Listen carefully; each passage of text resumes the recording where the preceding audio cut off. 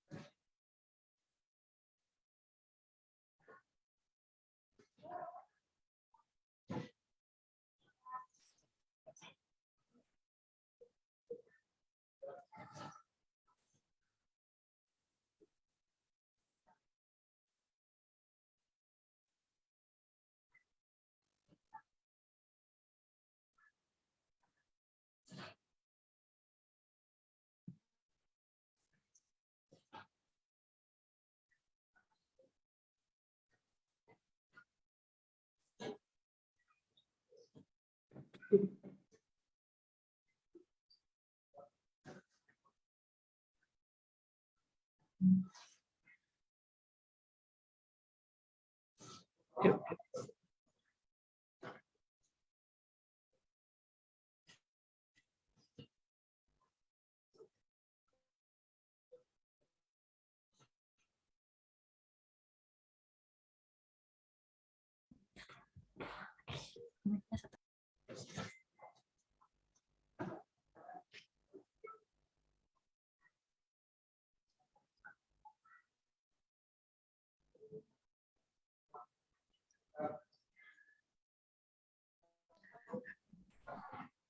Baik, sudah bisa kami mulai ya untuk acara hari ini.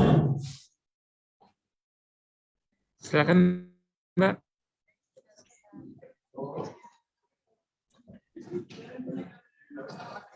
Assalamualaikum warahmatullahi wabarakatuh. Selamat siang teman-teman semua. Selamat siang teman-teman semua. Balik lagi bersama kita Ya, di acara Waras KB Show KB Show. Season 3. Udah nggak kerasa nih. Ya. Season 3 aja Mas Firman. Jadi siang hari ini saya ditemenin oleh Mbak yang paling cantik ini.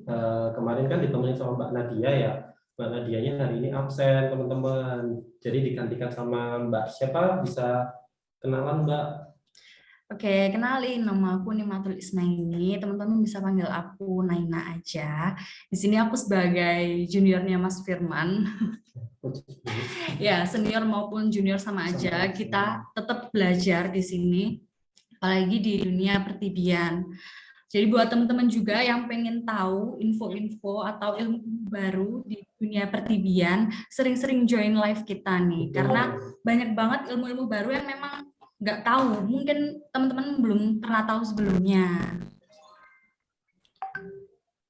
Selain dapat ilmu-ilmu baru tentang TB, kita juga pasti bakal kasih door prize. Benar nggak Mas Firman? Betul dong. Jadi door prize-nya nanti ada di akhir Di selama live. Jadi Selama teman-teman live. nggak boleh pergi, harus stay tune.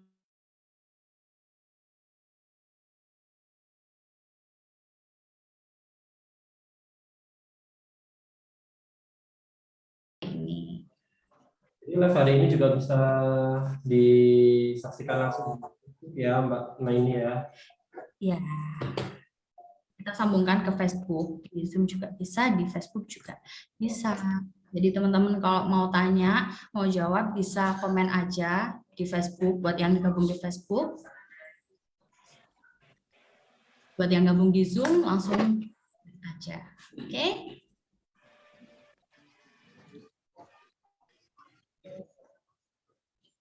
Oke, kita kemarin kan udah undang narasumber yang keren banget, yaitu Mas Dewa dari Kareba Baja Sulawesi, di mana pembahasan kita tentang peran remaja masa kini dalam penanggulangan TB di Indonesia.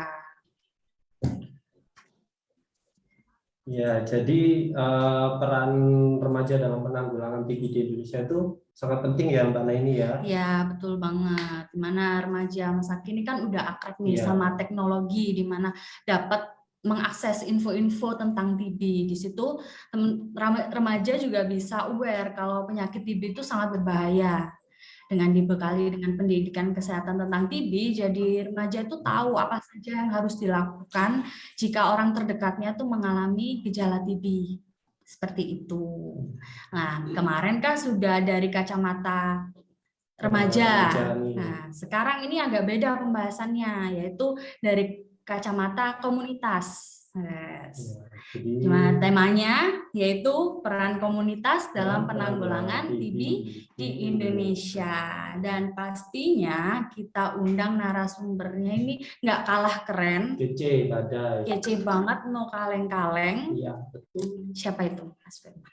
Yaitu Mas Pak Farel dari Yayasan KNCV Indonesia. Selamat siang Pak Farel. Halo semuanya. Selamat siang Mbak Naina, selamat siang Mas Firman. Apa kabar teman-teman Waras KB yang menonton kegiatan ini?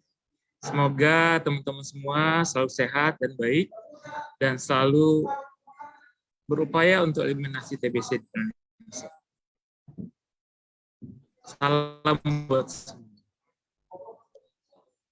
Ya. Nah, ini teman-teman kan mungkin masih ada yang belum kenal nih sama Mas Farel. Mas Farel bisa perkenalan ke teman-teman semua. Oke. Saya mohon izin, saya pakai masker karena saya sedang ada di Hotel Aston Kupang untuk fasilitasi kegiatan bersama Kemenkes. Jadi karena saya di ruang publik, saya mohon izin pakai masker kembali ya. Ya, Iya. boleh Pak Oke. Farel. Sebelumnya teman-teman sekalian, perkenalkan saya Erman Farela Sabir. Biasa dipanggil Farel. Saya senior clinical officer untuk komunitas di Yayasan KNCT Indonesia. Senang sekali saya sore ini diundang oleh teman-teman dari rekat, Anda Mbak Naina, ada Mas Firman, untuk berdiskusi tentang bagaimana peran komunitas di dalam penanganan TBC di Indonesia. Ya, mungkin kita akan coba diskusi lebih banyak sekarang. Dan teman-teman bisa bertanya langsung ya Mas Firman, Mbak Naina. Ya, bisa. Ya.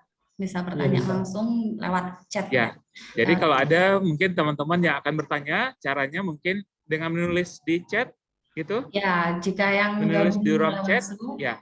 lewat Zoom itu pakai chat. Kalau yang gabung lewat Facebook, tinggal komen aja. Oke.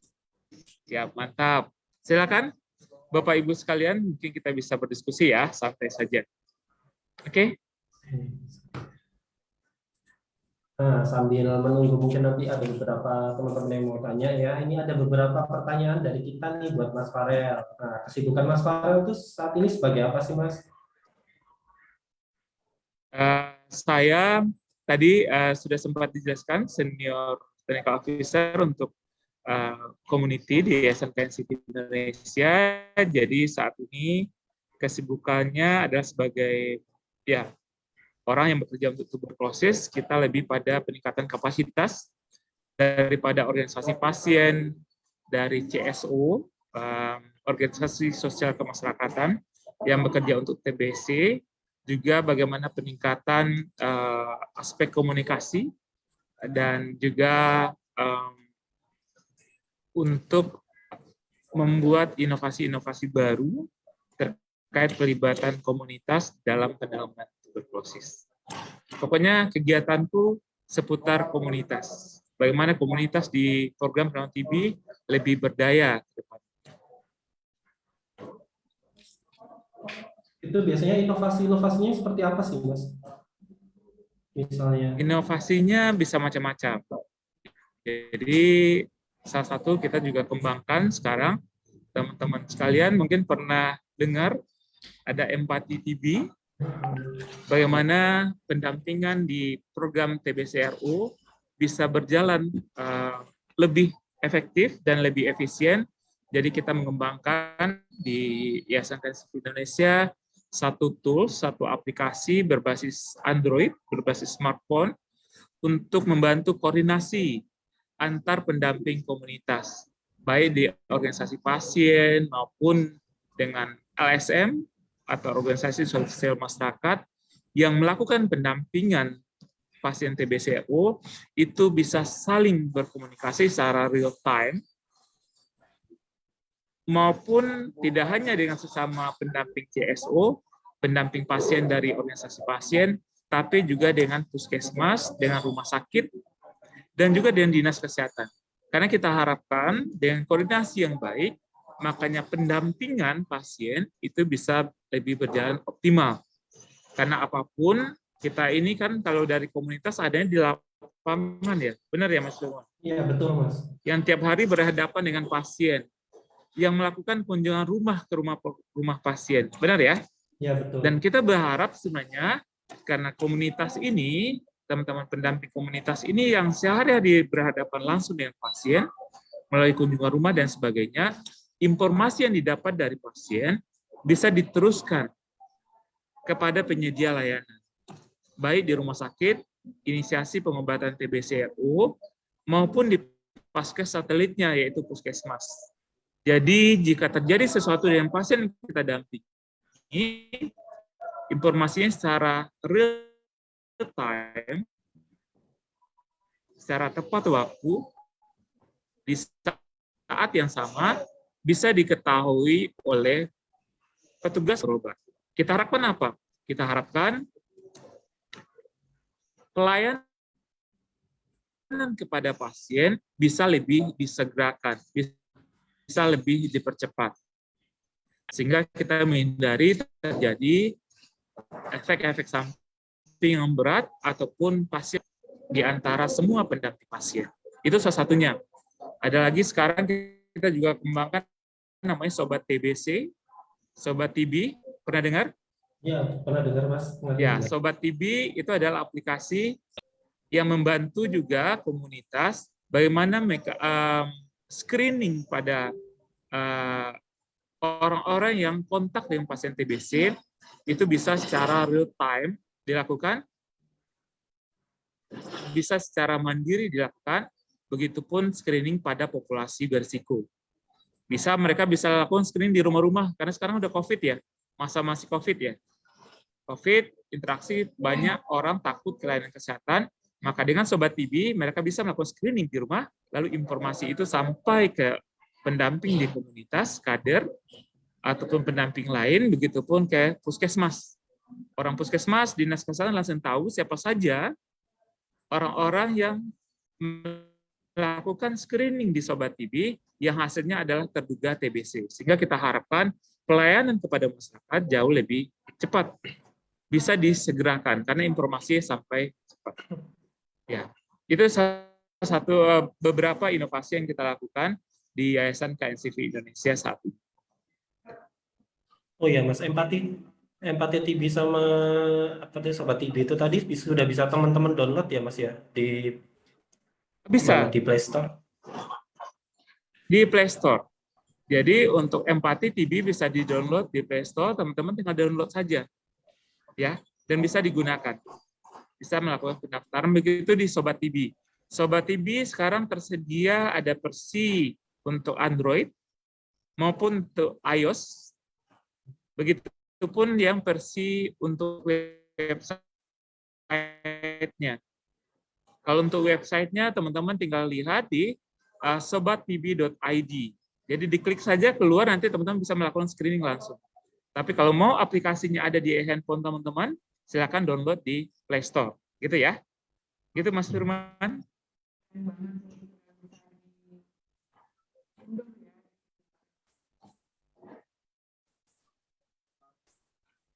Saya nggak dengar suara Mbak Naina. Sorry.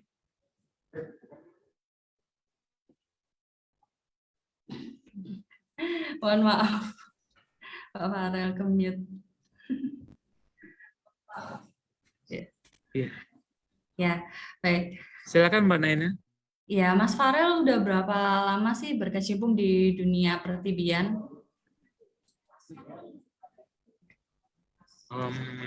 Berapa lama? Saya pertama kali kena TB itu 2003-2004. Itu karena saya pernah terinfeksi TBC saat itu. TBC sensitif obat, lalu penyembuhan. Lalu saya pernah setelahnya, karena waktu itu saya sudah mulai bekerja di LSM HIV, pernah belajar tentang TBC HIV. Ya, waktu itu baru inisiasi awal TBC HIV sekitar 2004-2005. Saya pernah ikut lokakarya waktu itu di Yogyakarta. Untuk yang pertama, kalau nggak salah, untuk teman-teman pendamping di HIV. Jadi waktu itu saya pertama kenal secara program ya, di acara kolaborasi TBC HIV di sekitar 2004-2005. Lalu kalau ditanya berapa lama saya kerja di TB, saya kebetulan join di program tuberkulosis itu sejak tahun 2009. Begitu program TBCRO mulai di Indonesia, jadi waktu itu ada kegiatan PMDT namanya, pelaksanaan program tuberkulosis di tuberkulosis resisten obat pertama kali itu ada di Rumah Sakit Persahabatan waktu itu dan di Stomo. Saya kebetulan diminta bergabung menjadi social worker di Rumah Sakit Persahabatan dengan tugas utama adalah melakukan pendamping pasien kepada pasien TBCRO waktu itu yang terkonfirmasi dan menjalani pengobatan di Rumah Sakit Persahabatan di Jakarta Timur, Mbak Naina. Jadi Dari 2009 itu benar-benar secara fokus bekerja di program tuberkulosis dan alhamdulillah bertahan sampai sekarang. Jadi sekitar 13 tahun ya yang benar-benar full di program tuberkulosis.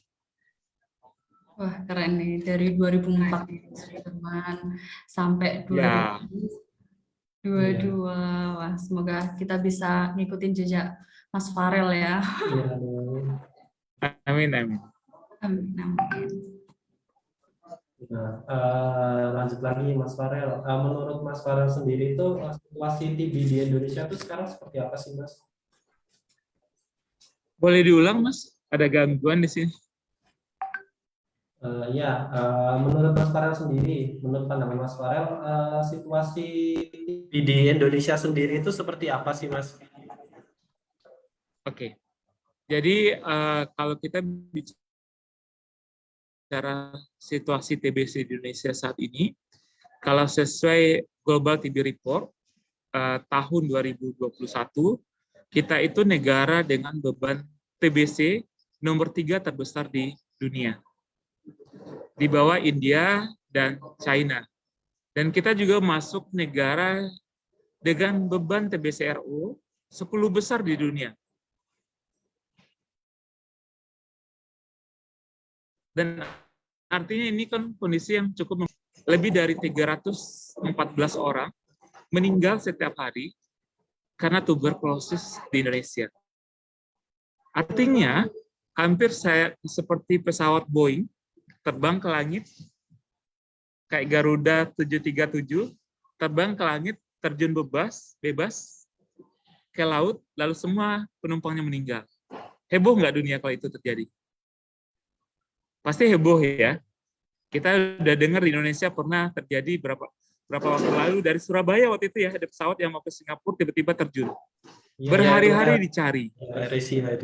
Ya kan? Ya, berhari-hari dicari, semua media ribut membicarakannya. Semua ahli membicarakan jatuhnya pesawat tersebut karena banyaknya penumpang yang mati.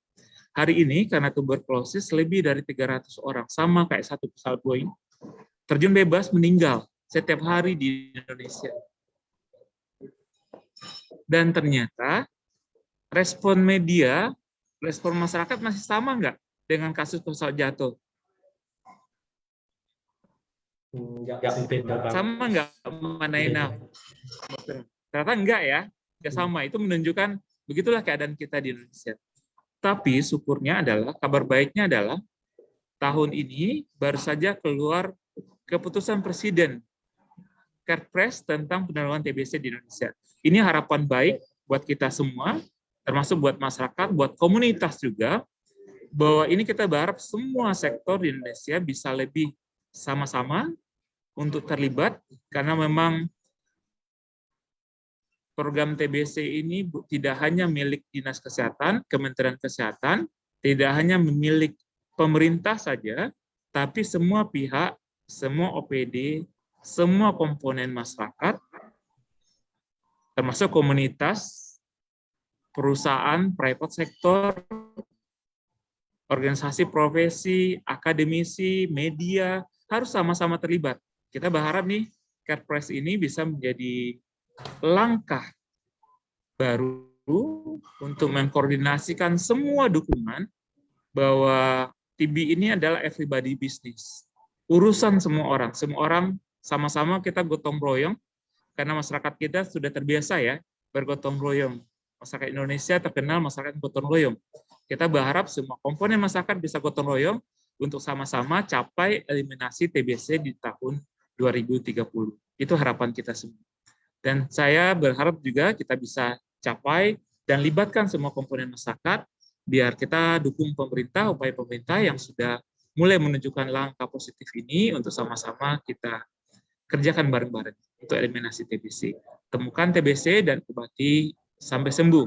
Karena kita tahu bahwa TBC ini adalah penyakit walaupun dia menular, tapi dia bisa dicegah, bisa diobati, dan bisa disembuhkan. Artinya kan bisa dieliminasi sebenarnya. Tinggal bagaimana gerakan ini bisa benar-benar fokus, sehingga tujuan kita untuk eliminasi TBC bisa tercapai. Gitu kira-kira Mbak Naina dan Mas Firman. Jadi terlihat peran komunitas itu terlihat besar ya Pak untuk penanggulangan TB. Ya, Iya. menurut Pak Farel, seberapa besar atau apa saja sih peran-peran komunitas itu untuk penanggulangan TB? Oke, pertanyaan bagus, Mbak Naina. Kalau peran komunitas dalam penanggulangan TB itu banyak sekali, dan ini memang sepakat seperti Mbak Naina bilang bahwa ini komponen komunitas ini punya peranan penting sekali dalam eliminasi TBC. Kalau komunitas, kalau masyarakat tidak terlibat, saya sangat yakin kita tidak bisa eliminasi TBC ini di tahun 2030 apalagi. Jadi ini adalah yang sangat krusial, yang sangat penting. Apa yang perlu dilakukan? Saya pikir ada beberapa tahapan yang bisa dilakukan oleh komunitas.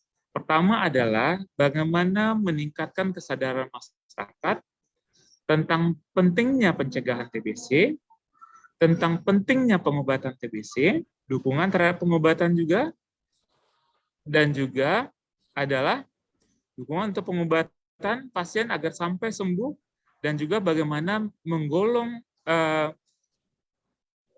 mendukung bagaimana tata kelola sumber daya yang lebih efektif, yang lebih efisien, agar bisa digunakan untuk mendukung program-program tuberkulosis yang ada di masyarakat. Jadi mungkin itu. Jadi pertama, peningkatan kesadaran masyarakat melalui penemuan kasus, melalui pengobatan, dukungan pengobatan, dan juga bagaimana mengelola sumber daya di tingkat lokal agar bisa digunakan untuk mendukung upaya-upaya kita mempercepat eliminasi TBC ini. Dan mungkin bisa mulai dari tingkat yang paling kecil, dalam keluarga, dalam RT, RW, kelurahan, sampai skala berikutnya. Ya.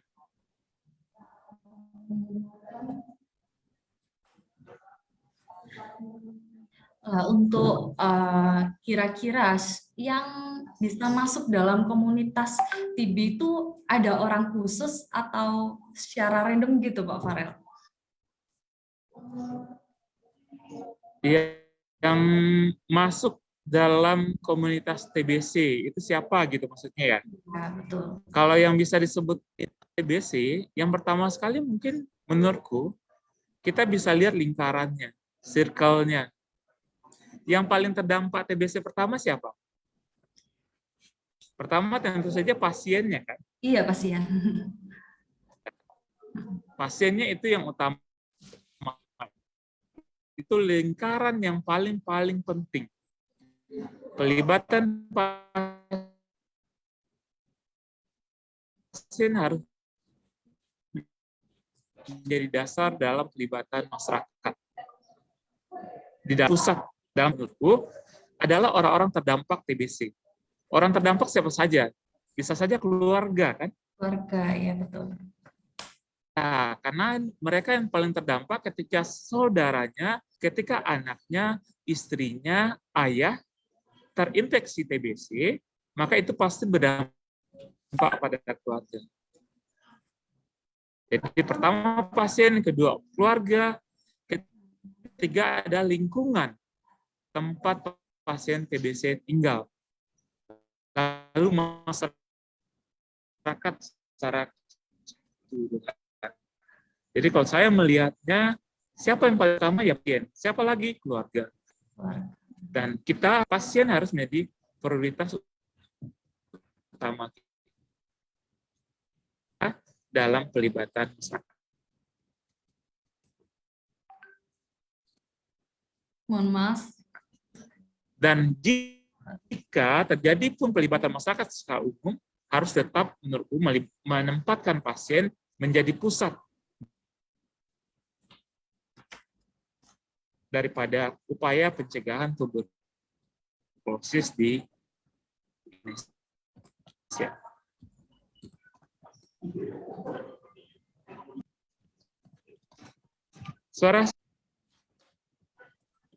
Halo, suara saya cukup jelas kan, Mas Surma? Iya, suaranya tadi sempat putus-putus, Mas. Putus-putus. Oh. Sudah.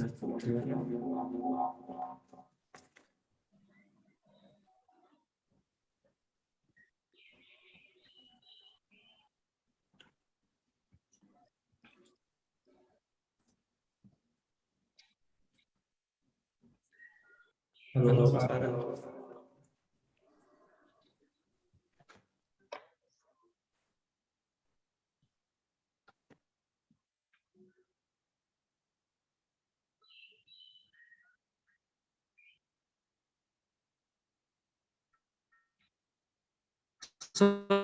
Sorry.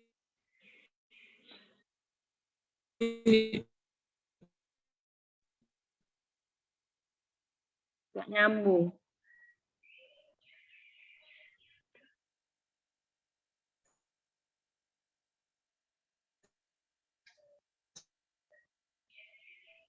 Maaf teman-teman, Ya. terjadi kendala dalam jaringan ya. Kita terlalu jauh sama Pak Farel. Kita tunggu Mas Farelnya muncul lagi. Sembari tunggu Pak Farel muncul lagi, mungkin teman-teman ada pertanyaan yang mau ditanyakan bisa ditulis di kolom chat ya. Nanti kalau Mas Farelnya sudah kembali lagi, nanti akan kita tanyakan ke Mas Farel.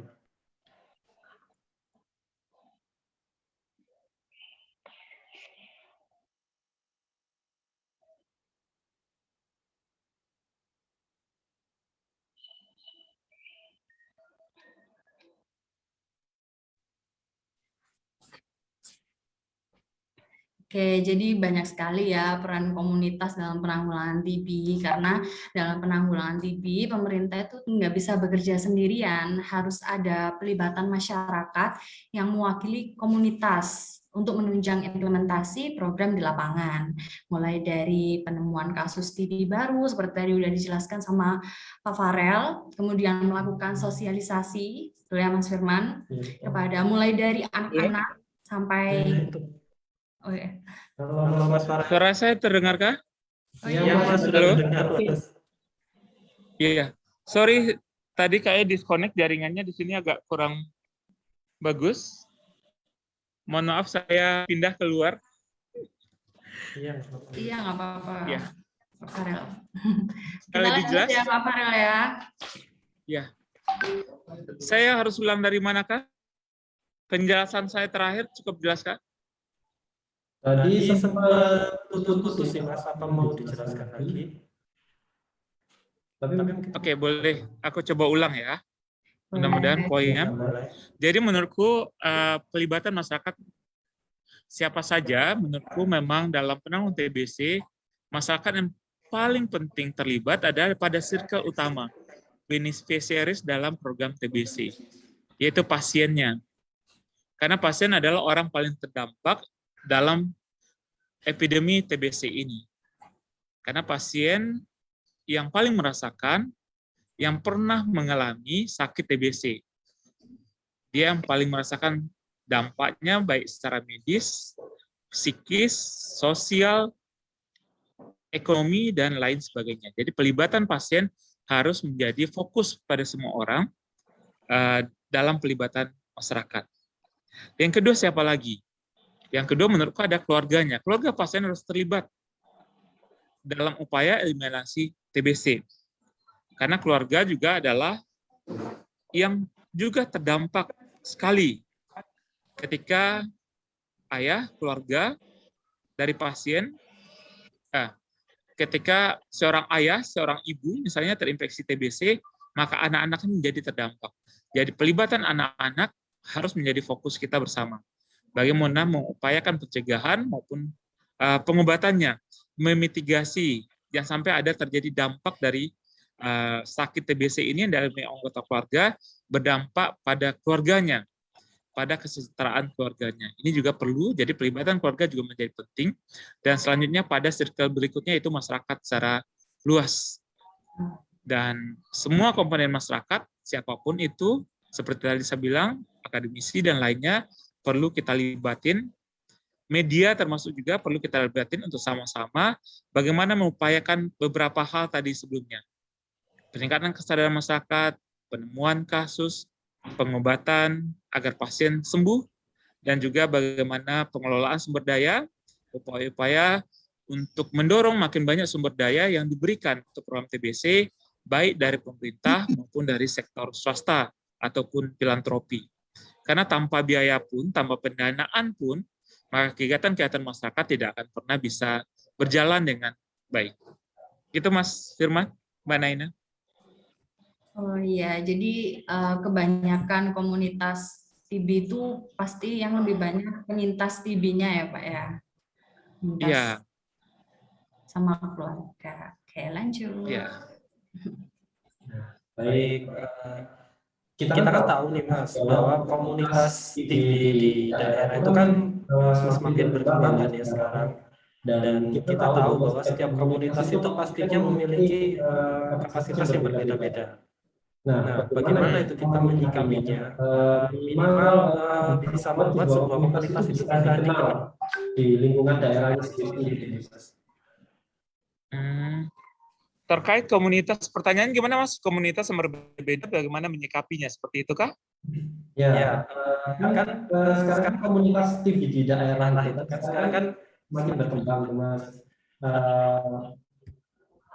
Bagaimana cara kita menyikapinya bahwa setiap komunitas itu pasti memiliki kapasitas yang berbeda-beda tentunya. Minimal komunitas itu nanti bisa dikenal di lingkungan daerahnya sendiri itu seperti apa? Ya, sebenarnya memang secara kapasitas, terutama kalau kita bicara organisasi ya atau kelompok dukungan penyintas TBC, misal Rekat, sekarang kan ada hampir 20 ya di seluruh Indonesia ya.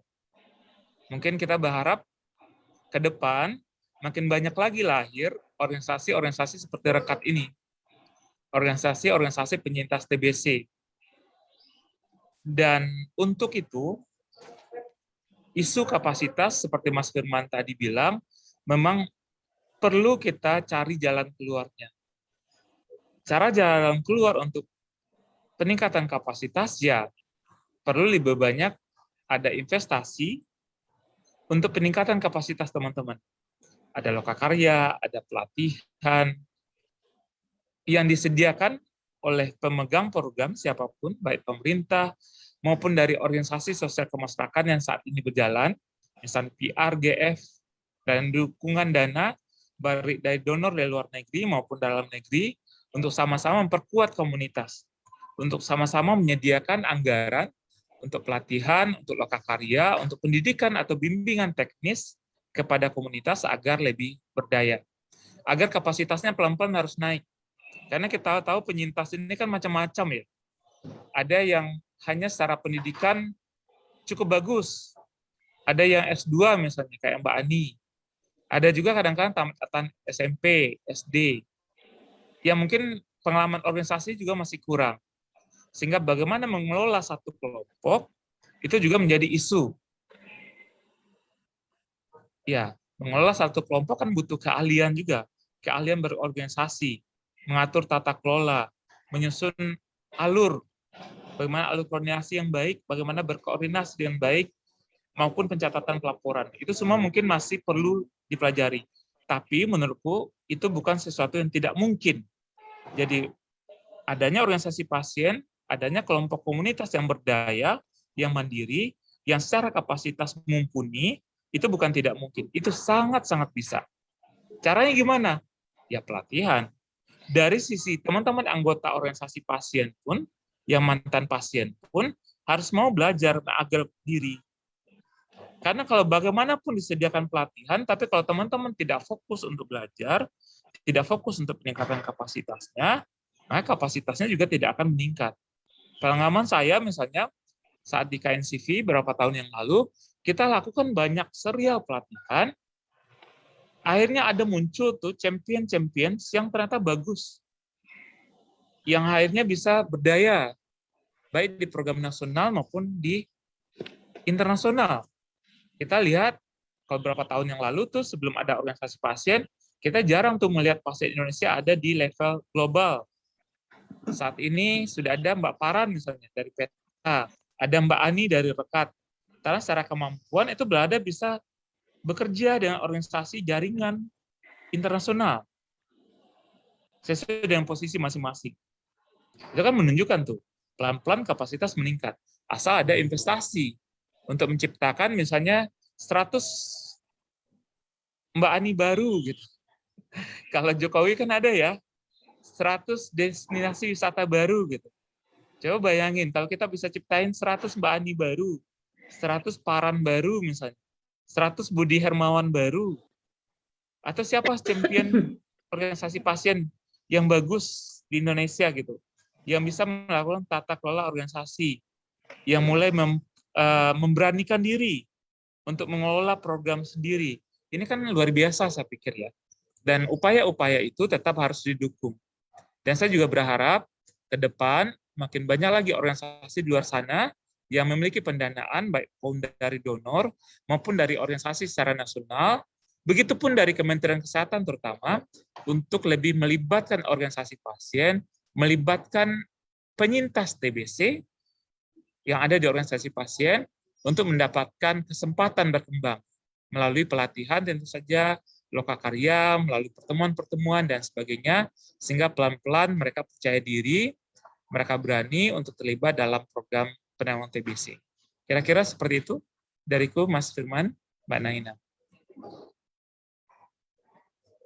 Ya, bagus. Lalu kira-kira ada nggak sih Mas kiat untuk sebuah komunitas penyintas itu biar bisa melakukan kegiatan yang out of the box gitu, mungkin ada Out of the box.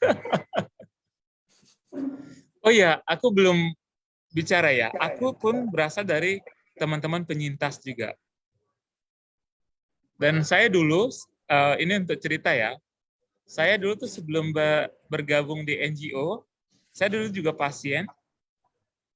Dan saya juga seperti teman-teman menjadi peer educator awalnya.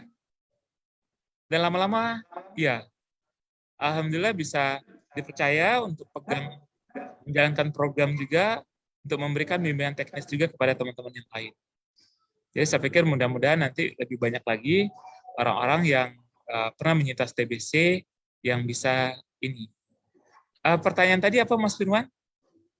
ada kiat sebuah kiat. komunitas penyintas itu dapat melakukan kegiatan yang out of the box. Penyintasnya kalau untuk kegiatan off the box ya. Jadi bedanya kita organisasi komunitas ini dibanding dengan pemerintah ya. Pertama adalah kita ini pasti tidak ada birokrasi. Ada, tapi mungkin tidak sekompleks teman-teman yang ada di pemerintahan. Baik di Dinas Kesehatan, maupun di Kementerian Kesehatan, maupun misalnya di Puskesmas. Itu kan sangat baku ya. Kita di organisasi komunitas, karena organisasi masyarakat, pasti ada kebebasan. Artinya apa? Karena kita ringkas birokrasinya, lebih mudah melakukan apa-apa, jangkauan kita lebih luas, artinya kita bisa banyak melakukan kegiatan yang sangat berbeda, yang sangat-sangat baru, sesuai dengan kebutuhan masyarakat. Dan jangan lupa bahwa kita ini kan adalah masyarakat sendiri. Apalagi kalau teman-teman rekat misalnya ada penyintas TBC sendiri. Artinya secara pemahaman terhadap permasalahan yang muncul di masyarakat pasti sangat-sangat kuat. Teman-teman sudah tahu, sudah paham seharusnya apa saja permasalahan kenapa TB itu misalnya angka enrollment rate-nya nggak naik-naik gitu. Angka success rate, kesembuhannya nggak naik. Pasti teman paling tahu. Karena teman-teman pernah berada di posisi pasien. Benar nggak? Betul. Dengan langkah seperti itu, artinya sangat-sangat mungkin sebenarnya teman-teman menciptakan kegiatan-kegiatan yang memang belum ada di program sama sekali. Yang mungkin nggak terpikirkan sama orang di program. Karena mereka bukan misalnya penyintas TBC, apalagi TBC RO. Artinya kesempatan untuk bekerja di luar of the box itu sangat-sangat mungkin, sangat-sangat bisa. Yang perlu dilakukan hanya tinggal berdiskusi mungkin lebih banyak. Berdiskusi lebih banyak, membaca lebih banyak, tidak hanya untuk kegiatan-kegiatan terjadi di Indonesia, tapi teman-teman juga bisa lihat bagaimana perkembangan daripada kegiatan-kegiatan komunitas di luar Indonesia maupun di luar program tuberkulosis. Jadi kalau kiatnya ya belajar. Belajar, banyak baca, banyak lihat, ya kan? Tidak hanya terbatas di TBC saja, bisa saja kita belajar dari program yang lain, ya kan? Misalnya yang terdekat adalah HIV, gitu. Di program HIV seperti apa? Bagaimana komunitas HIV melakukan advokasi? Itu kita bisa belajar. Lalu kita adaptasi, tidak bisa kita contek 100%, tapi kita ubah, kita sesuaikan dengan program TBC. Ataupun dari program yang ada berjalan di negara lain. Bagaimana komunitas negara lain, termasuk respon masyarakat misalnya terhadap COVID, lalu kita adaptasi, kita gunakan untuk itu lebih optimal di dalam program TBC. Sehingga kegiatan-kegiatan kita yang memang di luar program yang biasa bisa kita laksanakan. Gitu Mas Firman dari aku.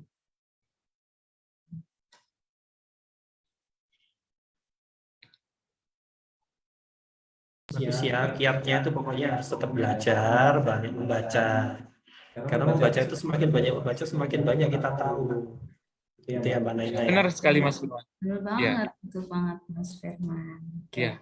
Menurut Pak Farel, hal penting apakah yang membuat komunitas itu susah untuk berkembang atau mendapat pendanaan? Mana itu? Ini menarik sebenarnya. Dan itu memang masalah di program TBC sendiri.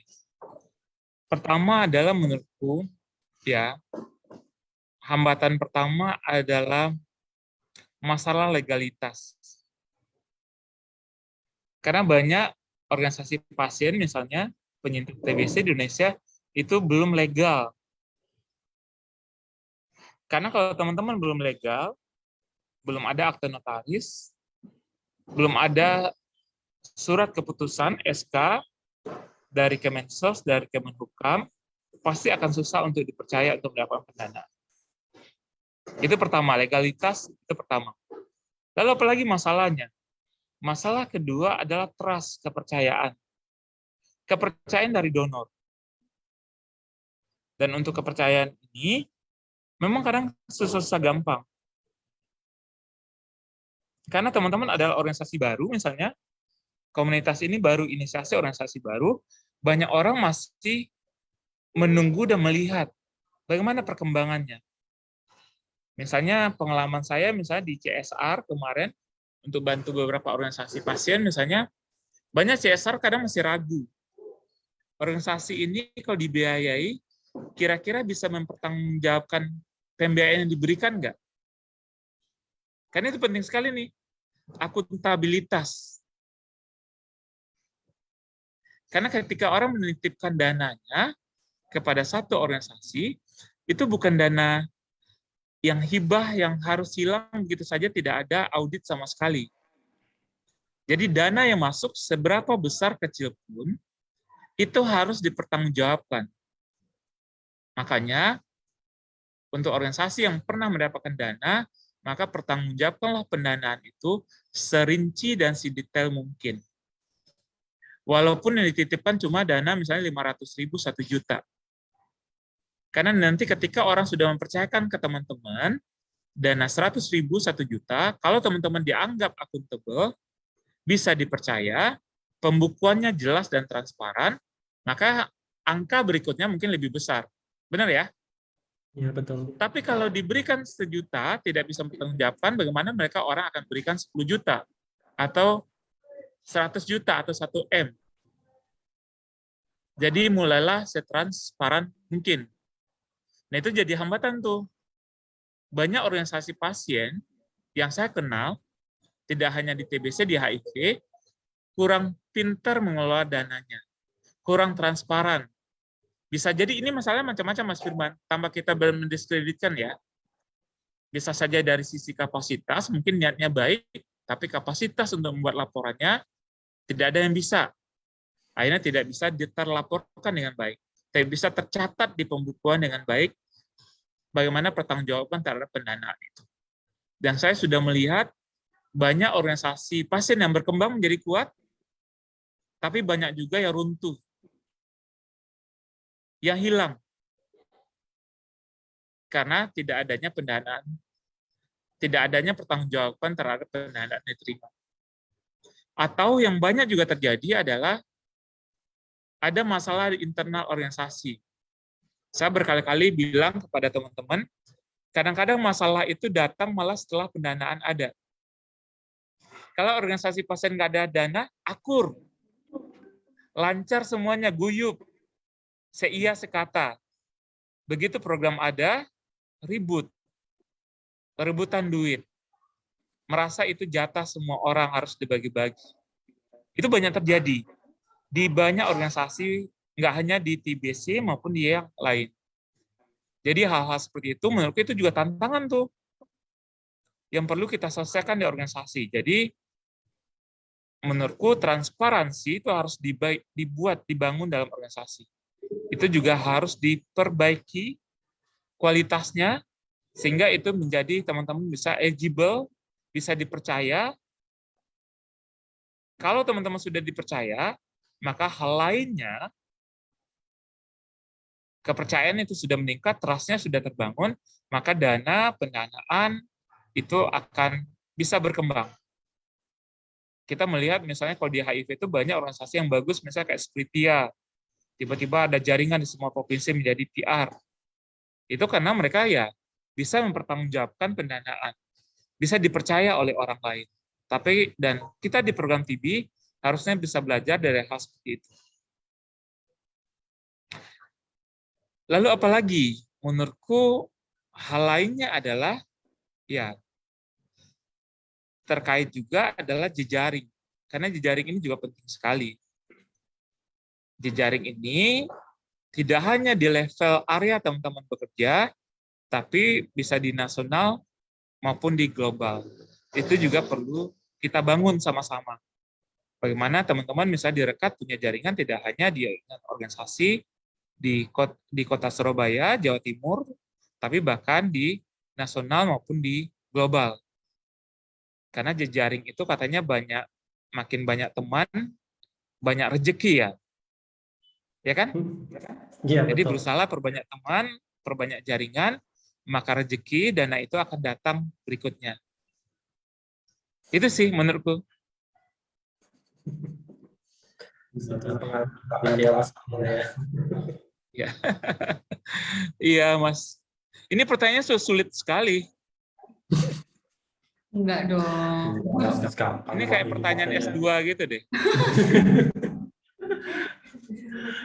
Pak Farel, kalau misal suatu organisasi itu atau komunitas itu yang sudah legal, tapi dia itu balik ke tidak adanya pertanggungjawaban pada dana yang sebelumnya, itu gimana, kan ibaratnya sudah di blacklist gitu atau gimana ya? Atau bakal bisa dapat lagi itu atau gimana ya? Kalau sudah di blacklist oleh satu organisasi, biasanya nggak dapat lagi dari organisasi itu. Nggak akan dapat lagi. Percaya deh. Karena namanya di blacklist tuh. Nggak bisa sama kayak kita. Kita menitipkan dana kita sama orang, sederhananya ya. Kita titipin misal saudara kita, lalu kita bilang, saya mau dana ini dibagikan kepada anak yatim di sekitar rumah gitu. Lalu sama saudara kita dibeliin baju baru gitu. Berikutnya kita bisa, dan nggak ada laporan kalau dibeliin ke anak yatimnya. Besoknya kita mau beri lagi nggak dana untuk anak yatim mereka? Kira-kira? Pasti tidak ya? Enggak, artinya. Begitupun donor.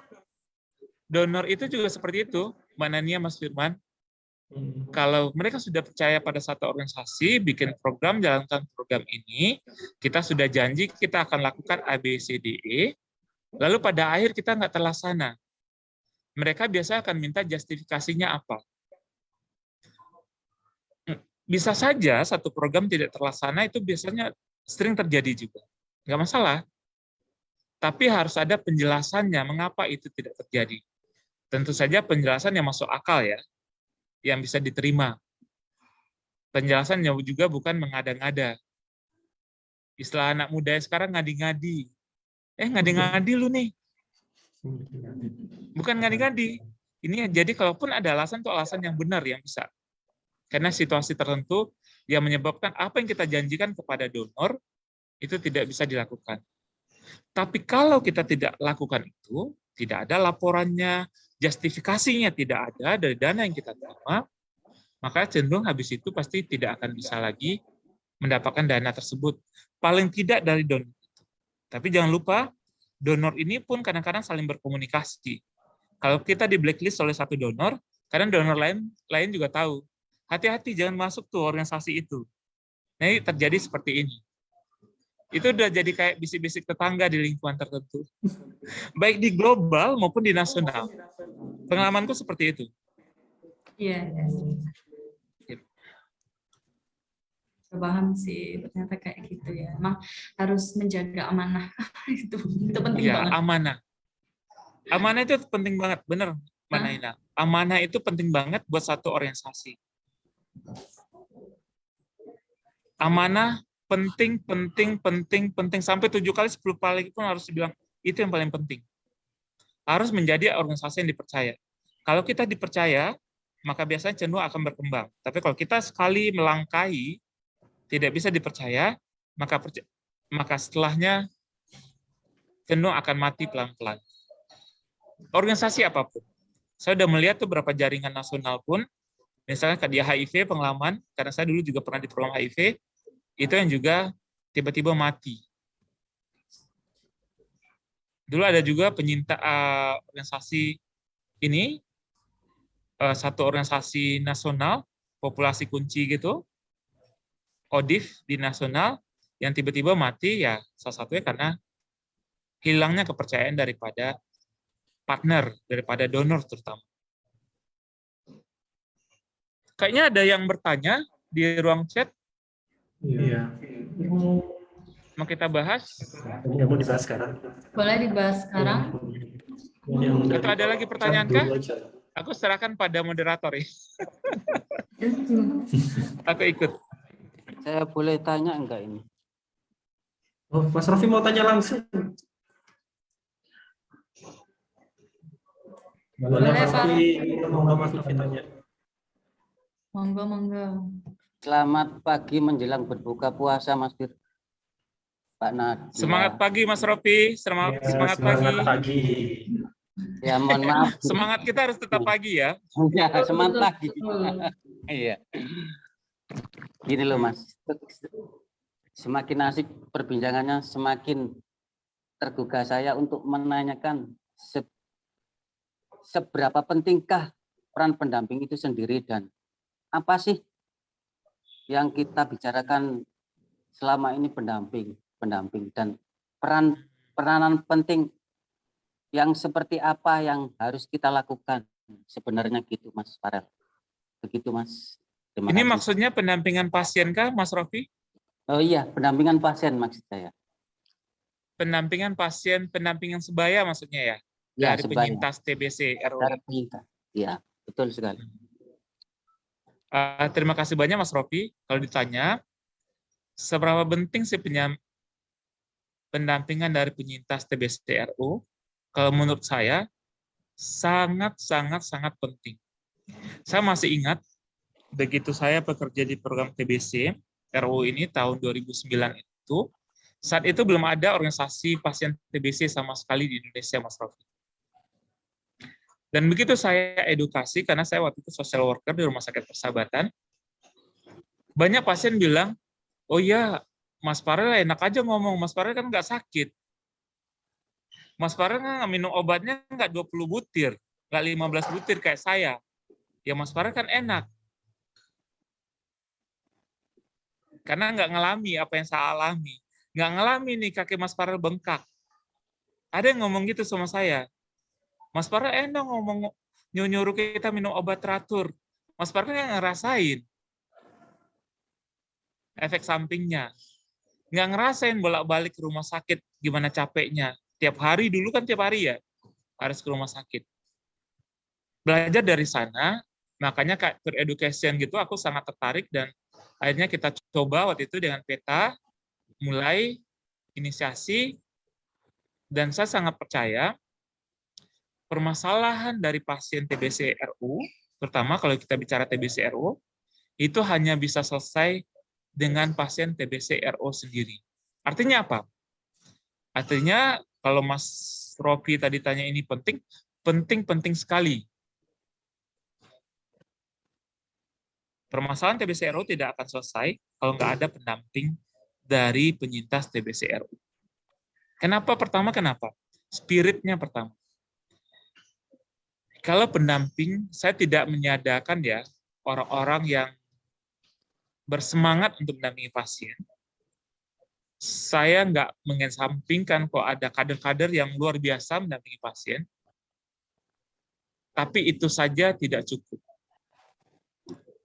Orang yang pernah merasakan sakitnya TBC RO, kalau dia menjadi pendamping, itu pasti dari dalam dirinya pasti beda.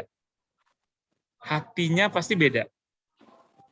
Dan cara menyampaikan pun pasti beda. Cara diterima pun oleh pasien pasti beda. Karena beda ya, orang nggak cerita kayak saya waktu itu, orang nggak ngalami, minum obatnya bercerita dengan orang yang mengalami. Mungkin kita bisa menyampaikan pesan yang sama antara saya dengan Mas Firman, antara saya misalnya dengan Mas Rofi. Tapi pasien mungkin akan lebih percaya kalau Mas Rofi yang bilang, atau Mas Firman yang bilang, bahwa obat TBC RO misalnya ini nggak apa-apa, efek samping ini nanti akan hilang. Mungkin kalau Mas Rofi bicara, dan mereka tahu kalau Mas Rofi dulu adalah pasien TBC RO misalnya, pasiennya akan langsung percaya, oh ya, karena Mas Rofi mantan pasien, pernah penyintas TBC RO. Kalau saya ngomong, mungkin tidak. Jadi, untuk itu saya pikir kalau tanya penting sekali. Peranannya apa? Peranannya pendamping pasien TBC RO, namanya pendamping itu kan teman ya. Ada tempat berbagi. Cuma nggak asal berbagi. Berbagi, tapi ada muatan edukasinya. Tujuannya apa edukasinya?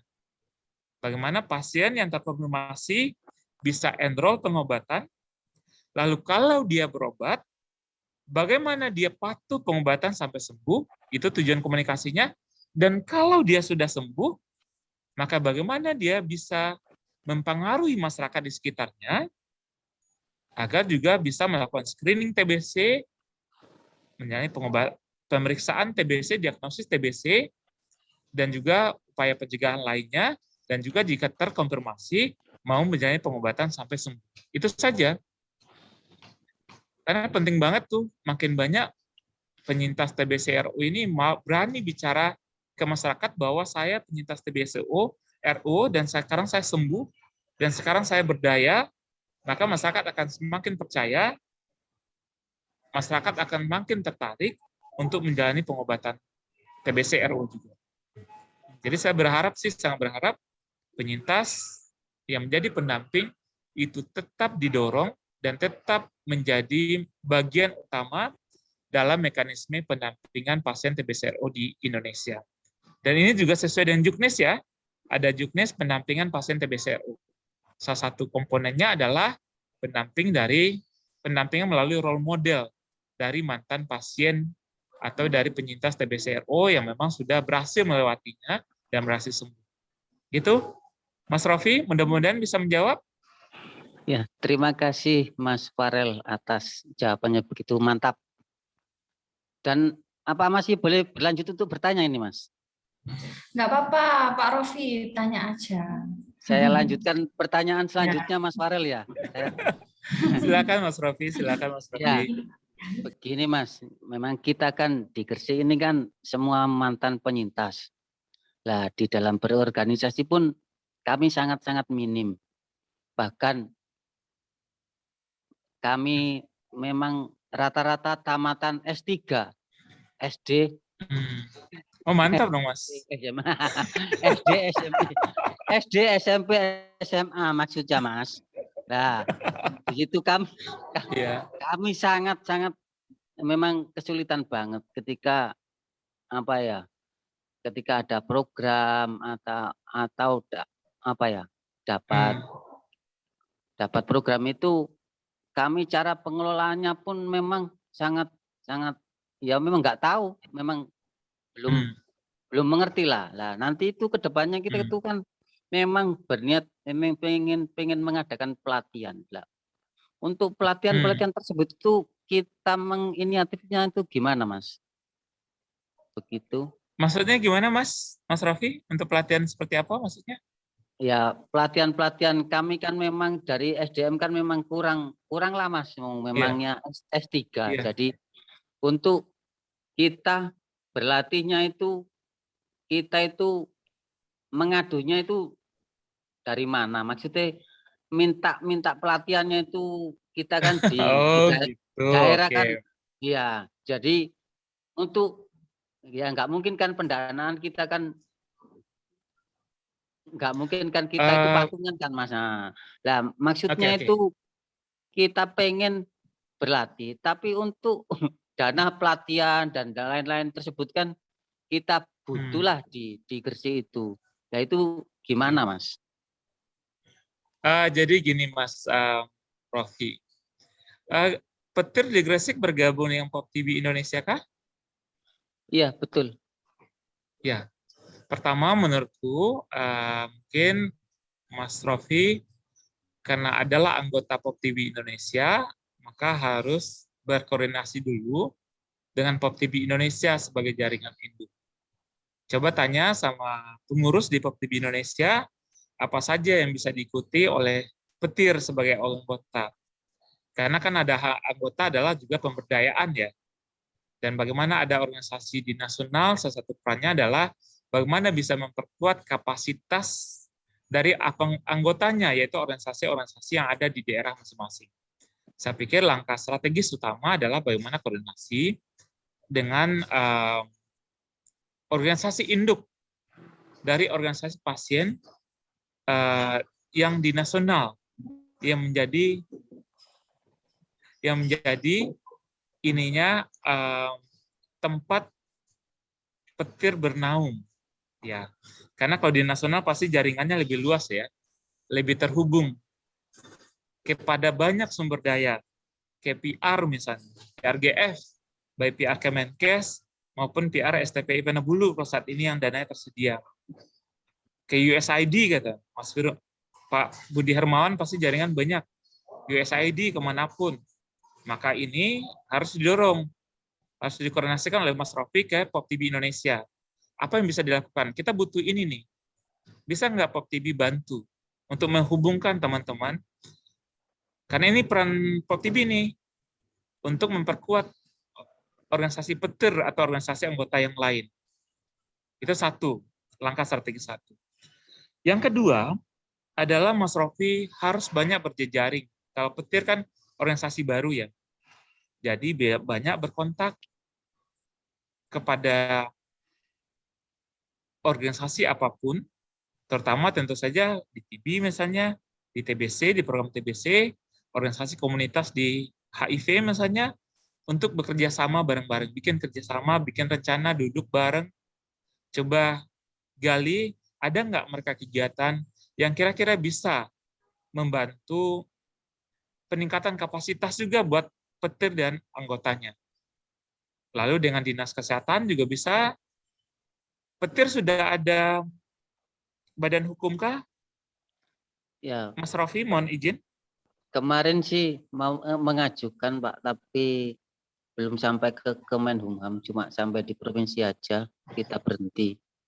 Jadi ya memang kita terbentur di dana gitu loh, Mas. Dan mungkin ini, Mas. Kemarin memang sempat mengajukan di Pop TV, tapi sudah mengajukan di 2020 waktu itu.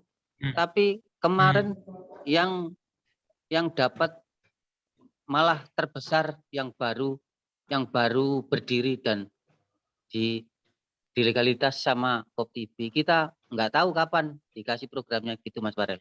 Oke. Mungkin nanti dikoordinasikan lagi ya, Mas, itu dengan Pop TV. Cuma mungkin menurutku agar teman-teman bisa mendapatkan pelatihan, Lokakarya lebih ini lagi, memang salah satunya adalah memang harus punya legalitas. Itu harus diupayakan segera. Karena untuk bekerja sama dengan organisasi lain, legalitas itu sangat penting. Paling tidak ada akte notarisnya, Mas. Itu paling minimal. Kalau ada SK dari Kemensos atau Kemenhukam, tergantung bentuk organisasi Mas Rofi, itu akan lebih baik. Dan jangan ragu juga untuk secara proaktif, mungkin Mas Rofi bisa tanya-tanya ke organisasi yang lain. Kira-kira ada nggak yang bisa diakses oleh teman-teman? Kalau tidak memungkinkan, mungkin caranya bisa belajar sendiri. Caranya adalah mungkin kalau ada kegiatan rutin kayak pertemuan bulanan atau apa, mungkin teman-teman bisa saling belajar di sana atau gunakan pembelajaran yang sekarang juga banyak di internet sesuai dengan kebutuhan teman-teman, Mas Rofi. Ya, mungkin itu menurutku usulku kalau terkait peningkatan kapasitas. Pada dasarnya memang kalaupun tidak ada pelatihan, kita juga dengan banyak membaca, dengan banyak belajar, berdiskusi, itu biasanya juga pelan-pelan kapasitasnya juga meningkat. Gitu ya, Mas? Kalau dari aku. Makasih Mas Farel atas penjelasannya. Ya, terima kasih banyak Mas Rofi. Ya, terima kasih Mas Saya kembalikan Rofi. ke Mas Firman dan Mbak Naina. Ya, jadi karena ini durasinya sudah berlebih, jadi pertanyaan yang dari Zoom sudah saya tutup ya. Ini ada yang dari Facebook, Mas, mau tanya. Oh ya? Dari Mbak Paran. Ya, ini ada pertanyaan dari Kak Paran Sanita Winarni. Pemerintah punya alokasi dana untuk pelatihan-pelatihan terkait TBC. Apakah kita bisa mengajukan atau mengakses dana tersebut? Atau kita bisa mengajukan untuk ikut dalam pelatihan-pelatihan tersebut? Bisa dijawab? Iya, pemerintah itu ada dana untuk pelatihan. Jadi kalau mau akses dana dari pemerintah, terima kasih Mbak Paran ya, itu ada nama mekanismenya pendanaan dana swakelola tipe 3. Itu bisa diakses. Jadi teman-teman dengan melengkapi semua syaratnya lumayan banyak, itu bisa mengakses pendanaan dari pemerintah.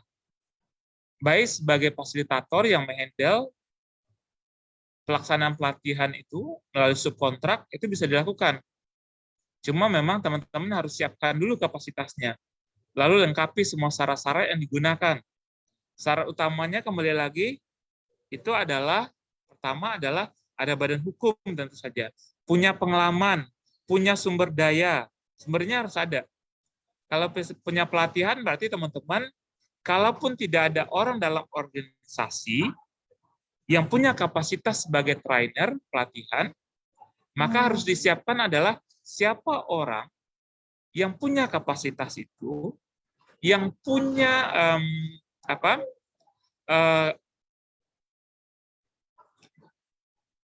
yang punya persyaratan yang sesuai yang diminta oleh pendanaan yang ada di pemerintah. Misal syaratnya adalah trainer. Trainernya harus spesifikasinya harus dokter. Harus misalnya orang punya pengalaman di bidang A, B, C, D. Maka teman-teman kalau tidak punya orang seperti itu di dalam organisasi, artinya adalah harus cari di luar organisasi. Ajak mereka kerjasama. Mau nggak? Kita akan ada pendanaan ini, mau nggak jadi trainer jadi ini. Jadi disiapin semuanya, sehingga nanti teman-teman benar-benar eligible. Dan satu lagi, perlu diingat, untuk semua ini akuntabilitas penting. Jadi teman-teman harus belajar tuh mulai dari sekarang, kalau memang berharap akan mengakses dana dari pemerintah, membuat pelaporan dari setiap kegiatan secara rinci. Baik laporan kegiatan, pendokumentasian laporan kegiatan, maupun laporan keuangannya. Karena ketika kita mengakses pendanaan dari pemerintah, itu akan dilihat semua, dilihat track record-nya. Bagus nggak? Kegiatan apa yang teman-teman sudah lakukan? Laporannya bagus nggak? Ada nggak dokumen-dokumen lengkap nggak? Itu mereka sebagai pembanding. Itu satu. Lalu kalau untuk mengakses pelatihan dari pemerintah, misalnya dari Kementerian Kesehatan, dari Subdit TB aja lah, maka itu biasanya disesuaikan dengan kebutuhan. Kadang-kadang dari pemerintah itu ada pelatihannya, ada mungkin yang teman-teman butuhkan, Tapi mereka biasa juga punya sasaran, Mbak Para. Sasarannya bisa saja pelatihan, misalnya pelatihan TBCRO. Tapi sasarannya adalah bukan komunitas, tapi adalah untuk petugas kesehatan atau yang lainnya. Maka harus disesuaikan juga. Dan jika ada pelatihan yang memang sasarannya adalah komunitas, lalu juga di area teman-teman, teman-teman jangan ragu untuk menghubungi lembaga tersebut, pemerintah tersebut, menghubungi untuk meminta, boleh nggak saya dilibatkan? Boleh nggak organisasi saya terlibat? Saya pikir apa yang dilakukan PETA, misalnya kemarin, melalui Bakri, CSR Bakri, itu juga bagus. Bagaimana ada bimbingan teknis melalui CSR, itu untuk membiayai, meningkatkan kapasitas teman-teman. Upaya-upaya itu sebenarnya bisa dilakukan. Dari Mas Rofi nanti mungkin juga gitu, Mas Rofi. Jadi Mas Rofi sempat bilang, juga bisa berdiskusi itu dengan Mbak Paran, dengan Mbak Uli, PETA, atau Mbak Ani, bagaimana mengakses pendanaan dari lokal yang lain, selain pemerintah tadi. Misalnya dari CSR dan lain. Setauku, organisasi Pesat Listiani juga sudah mendapatkan pendanaan dari Bank Sumut untuk pembiayaan kegiatan. Nanti teman-teman bisa saling berdiskusi.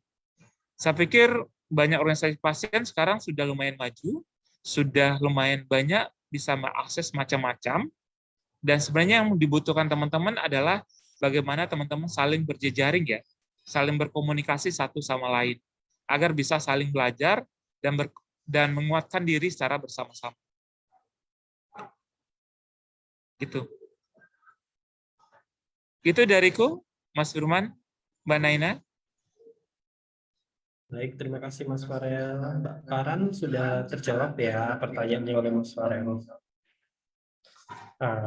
Selanjutnya, sebelum masuk ke sesi terakhir ini, saya mau tanya ke Mas Farel. Adakah pesan-pesan untuk komunitas yang ada di Indonesia nih biar bisa berkembang dan berkelanjutan nantinya?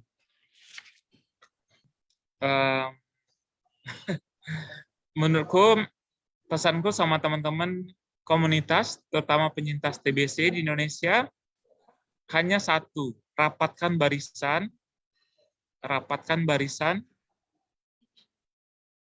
dengan harus saling mendukung satu sama lain. Dah. Karena kalau teman-teman udah saling mendukung, udah merapatkan barisan, maka teman-teman akan kuat. Tapi kalau teman-teman tidak bersatu, apalagi saling menjatuhkan, maka teman-teman akan runtuh bersama-sama. Jadi kalau mau berkembang, kuatkan barisan, rapatkan, ya, dan saling dukung satu sama lain. Itu aja pesanku, Mas Firman. Jadi buat teman-teman komunitas yang lain, rapatkan barisan semuanya ya. Semangat terus. Semangat. Karena ini tentu saja tidak mudah ya buat penyintas TBC ya.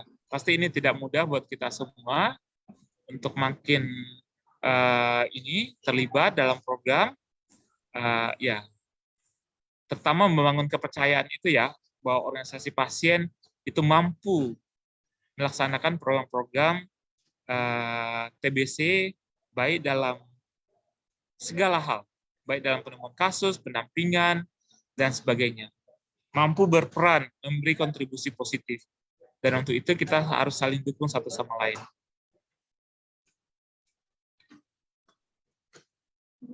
Baik, terima kasih waktunya dari Mas Farel.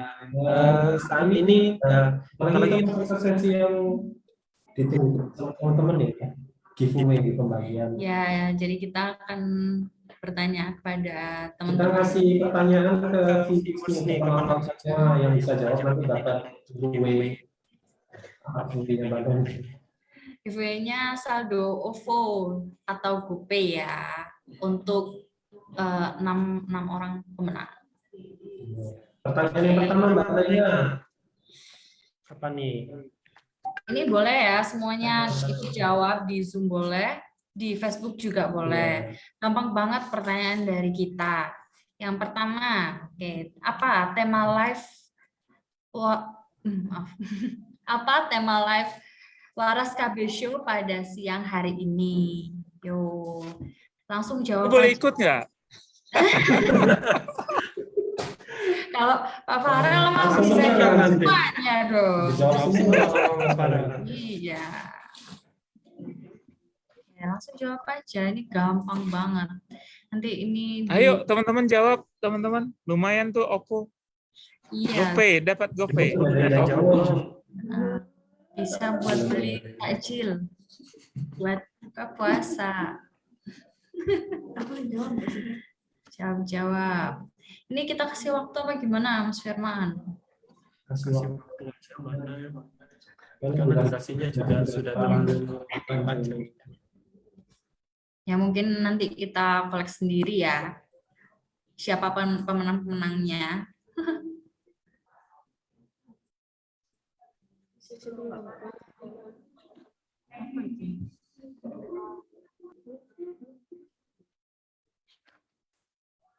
Mas Farel nggak main ke Surabaya lagi, Mas? Iya nanti setelah ini ya. Ini saya hari ini ada di pelatihan ini IATB untuk petugas kesehatan di NTT. Kemarin baru dari Surabaya, dari Bali 3 hari untuk pelatihan yang sama untuk Bali dan NTB. Ini di NTT bersama Kementerian Kesehatan. Mudah-mudahan saya berharap bisa ketemu teman-teman lagi, teman-teman rekat di Surabaya. Bisa diskusi, Iya. bisa makan bebek goreng. Bebek gorengnya edes banget. Atau lele goreng. Yang dekat-dekat ya, Pingin banget ketemu kantor. sama Mas Farel juga. Pak Taufik. Ya, kapan mampir Mas ke Gresik, Mas? Siap, Mas. Banyak yang pengen ketemu sama Mas Farel. Iya loh, kepengen loh, Cah. Sudah lama kepengen dimainin. Iya. Mudah-mudahan nanti kita ketemu ya, Mas Rofi. Mudah-mudahan, Mas. Amin, amin. Saya ke Gresik waktu itu acaranya padat, jadi diskusi. Mudah-mudahan nanti kita bisa ketemu, ngobrol-ngobrol lebih panjang.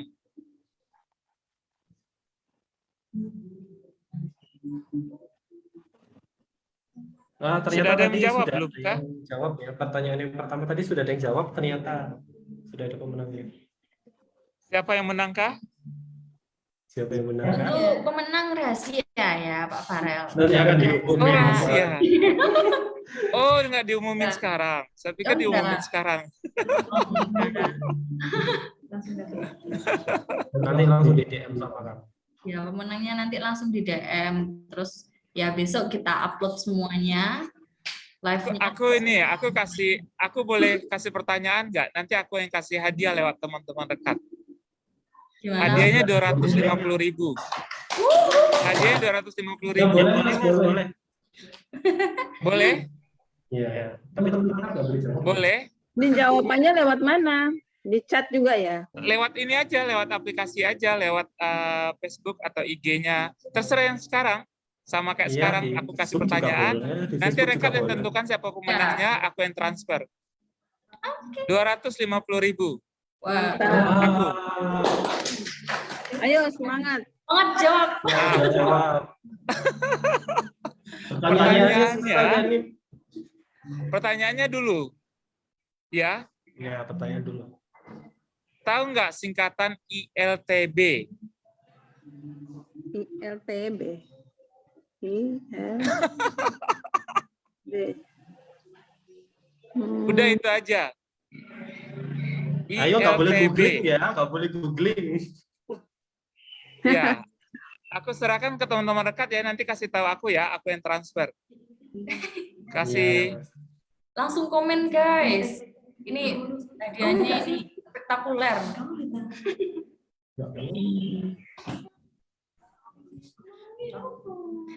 Teman-teman. Sudah ada yang jawab belum? Oh, udah ada yang jawab ini. Sudah ada yang jawab. Ada yang jawab? Siapa yang jawab pertama? Belum. Salah. Orang tepat Pak Wahyu. Ayo teman-teman. Siapa yang jawab? Belum jawab. Jawab Mbak Paran. Ini Mbak Paran jawab infeksi laten tuberkulosis. Siapa yang jawab? Mbak Paran. Mbak Paran yang jara? Iya, infeksi laten tuberkulosis. Nanti Mas Firman atau Mbak Naina kasih nomor rekening Mbak Paran ke saya, aku transfer malam ini. Mantap, Mbak Paran. Selamat buat Mbak Paran. Ih, keren banget. Oke, ini kita tetap kasih pertanyaan apa gimana ini? Masih ada hadiahnya ya, kasih pertanyaannya. Ada, ayo. Kasih Mbak Naina, kasih Mas Firman. Ya.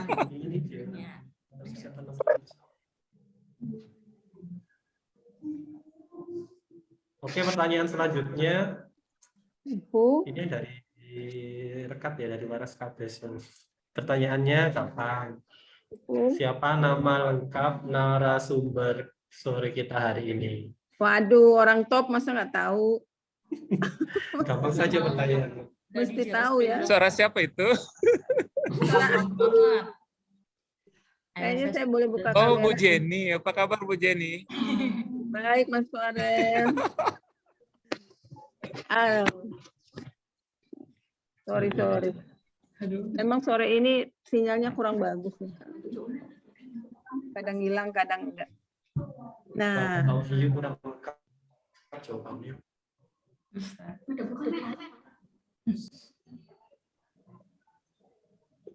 ayo buruan jawab.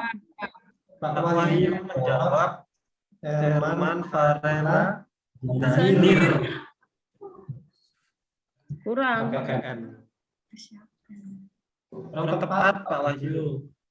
Ini ada yang jawab lagi. Kak Cihana, Erman Farela Sabir. Nah, boleh itu benar. Benar nggak Mas Farel? Apa ada tambahan lagi? Atau mungkin ada nama tambahannya lagi Mas Farel nggak pernah bilang.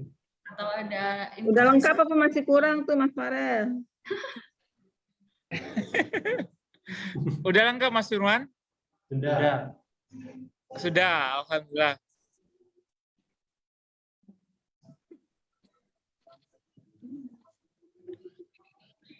Next, pertanyaan selanjutnya. Pertanyaan super easy. Yo, Mas Firman.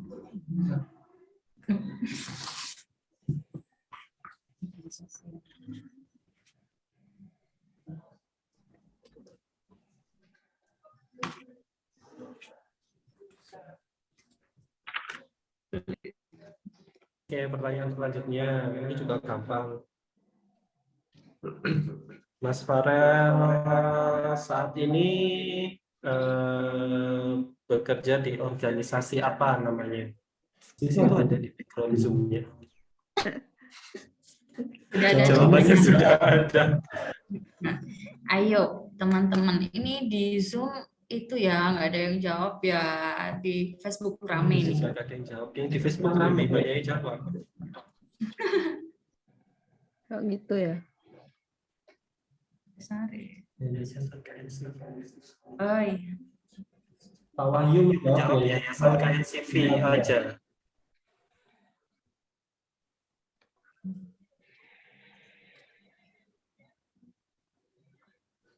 Sudah ini Pak Wahyu sudah jawab. Pak Wahyu sudah jawab betul. Aku nanti kasih KNCV pertanyaan lagi Indonesia. ya. Yang terakhir ya, kalau teman-teman rekat sudah ya. Kenapa Mas? Nanti ada pertanyaan dariku lagi setelah teman-teman rekat sudah selesai bertanya. Ya ini tadi sudah. Ya tadi dari kita sudah ada 3 pertanyaan, sudah dijawab semua, sudah ada Sudah selesai. Yang sudah. Ya, sudah selesai. Boleh aku yang tanya, nanti aku yang kasih hadiah. Boleh. Boleh. Masih ada berapa yang nonton? 9 orang di Facebook. Di Facebook ada 9 orang, di Zoom ada 7 orang. Oke. Ini aku kasih hadiah sama kayak tadi, biar adil. Aku kasih untuk 1 orang. Pertanyaan adalah, tapi Paran jangan ikut lagi. Iya dong, nanti yang lain nggak kebagian. Biar adil ya. Tidak bisa ikut lagi. Ya. Bu Jenny bisa ikut. Ah. Nggak usah. Bu aku Jenny temannya boleh Mas ikut. Farel. Bu Jenny Oh, boleh boleh. ikut. Boleh semuanya yang dari ini Boleh ikut. tadi Zoom dan di Facebook. Cuma aku kan nggak tag ngejawabnya lewat mana, aku nggak tahu. Jawab langsung ini. Iya. Boleh. Ini pertanyaannya, Sobat TB itu digunakan untuk apa? Aplikasi Sobat TB itu digunakan apa atau fungsinya untuk apa? Ayo. Tadi sudah. Ayo, kita boleh ikut nggak sih, Pak Farel? Kalau dari Pak Farel boleh. Ikutan juga. Kalau dari Pak Farel boleh ikut. Ayo, nggak wes apa. Kasih kesempatan buat teman-teman Waras KB. Ayo jawab. Di Facebook sudah ada yang jawab. Udah ada yang jawab?